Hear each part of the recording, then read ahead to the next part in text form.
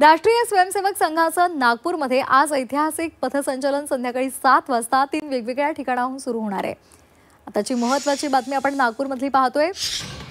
सरसंघचालक या तिन्ही पथसंचलनाचं अवलोकन रात्री 7:45च्या सुमारास व्हरायटी चौकामध्ये करणार आहेत।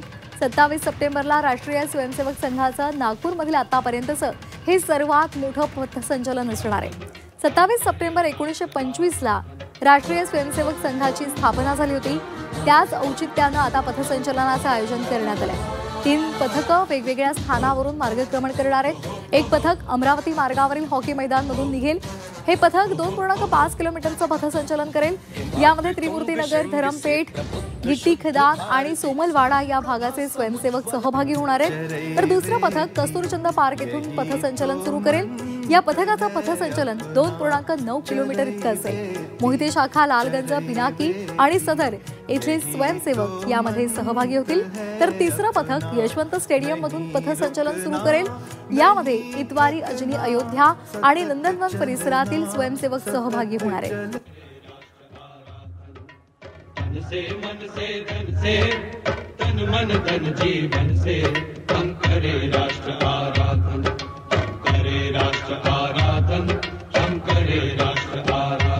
आणि या संदर्भात अधिकचे अपडेट्स घेण्यासाठी आपण जाणार आहोत आमचे प्रतिनिधी अमर काणे यांच्याकडे। अमर, शताब्दी वर्ष आहे राष्ट्रीय स्वयंसेवक संघाचं। राष्ट्रीय स्वयंसेवक संघाचं कार्य सर्वांनाच माहिती आहे आणि आज ऐतिहासिक पथसंचलन सुद्धा आयोजित करण्यात आलेलं आहे। काय एकूण अपडेट्स आहेत?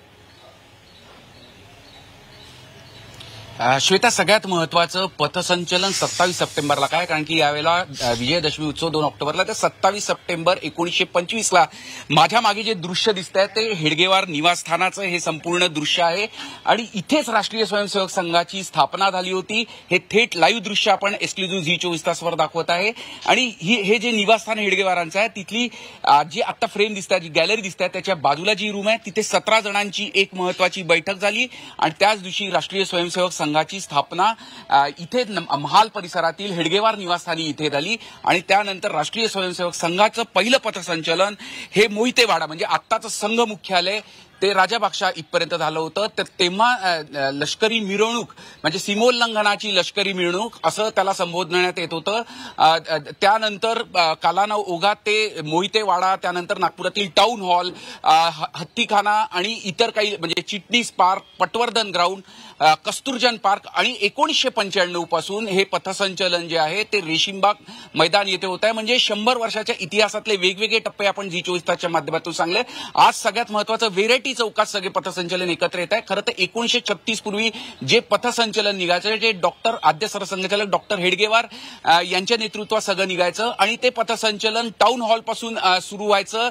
तर ते अगदी इंडियन जिमखाना म्हणजे धंतोली परिसर, बर्डीच्या परिसरातून जायचं आणि आजचं पथसंचलन सुद्धा जे आहे ते सुद्धा व्हेरायटी चौकात तिन्ही पथसंचलनाचे पथक जे आहे ते एकत्रित दिसते। तिथे सरसंघचालक अवलोकन करणार आहे। म्हणजे एक संपूर्ण वर्तुळ 100 वर्षानंतर राष्ट्रीय स्वयंसेवक संघाचं पूर्ण होत आहे। त्याच्यात बर्डीला काय होत आहे हे याबाबत अधोरेखित होत आहे, कारण की आता जे संघाचे जे सगळे कार्यालय आहे ते महाल आणि रेशीमबाग या 1.5 किलोमीटरच्या परिघात असताना हे पथसंचलन बर्डी परिसरात होत आहे। कारण त्या मागची पार्श्वभूमी ही आता आपण संपूर्ण सांगितली आणि अतिशय महत्वाचं हे पथसंचलन 3 टप्प्यात 3 पथक निघणार आहे। एक हॉकी मैदान येथून, एक यशवंत स्टेडियम येथून आणि एक तिसरं कस्तुरजन पार्क येथून हे संपूर्ण पथसंचलन निघतील आणि 7:40 हे तिन्ही पथक व्हेरायटी चौकाजवळ महात्मा गांधी यांच्या पुतळ्याच्या जवळ पोहोचतील। तिथे सरसंघचालक तिन्ही पथकांचं अवलोकन करतील आणि तिथे अवलोकन केल्यानंतर तिन्ही पथक जे आहेत ते आपल्या स्थानावर मार्गक्रमण करतील। आजचा हा सगळ्यात प्रमुख सोहळा शताब्दी वर्षाच्या निमित्ताने पथसंचलनाचा आहे आणि आजच्या दिवशी काय